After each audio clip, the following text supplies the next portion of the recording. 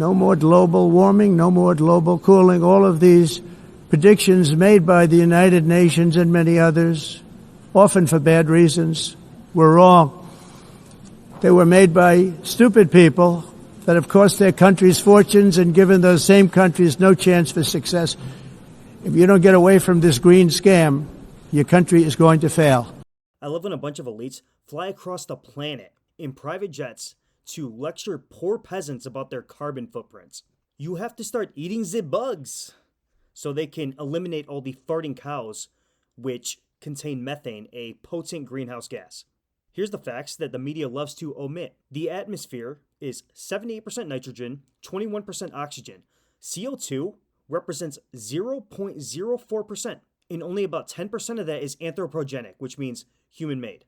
The world has spent $18.5 trillion fighting against climate change. Where the hell is that money? I mean, this is a scam. The Earth is greener today than it was 20 years ago, according to NASA. Why? Because of CO2 emissions. That's what plants and trees consume to make oxygen, a process called photosynthesis.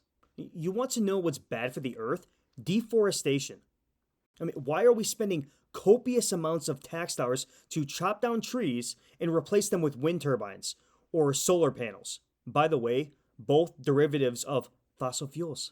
Wind turbines also kill over 500,000 birds in the US annually. How about EVs, electric vehicles, which the aristocratic class loves to coerce you to drive? Cobalt batteries are significantly worse for the environment than combustion engine. Mining for these materials like lithium, cobalt, and nickel emits 75% more CO2 per car than gas-powered vehicles, not to mention habitat destruction and concerns of ethical labor conditions and safety.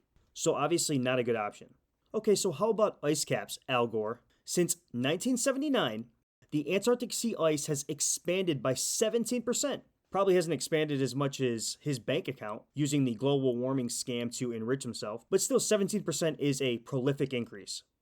Play clip. Polar ice cap is, in their words, falling off a cliff.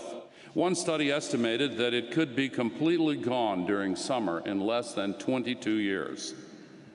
Another new study to be presented by U.S. Navy researchers later this week warns it could happen in as little as 7 years. The entire North Polar ice cap during some of the summer months could be completely ice-free within the next 5 to 7 years. How many times can these experts be wrong before we stop legitimizing them? Stop sending the United Nations our tax dollars. 18 trillion does not just evaporate.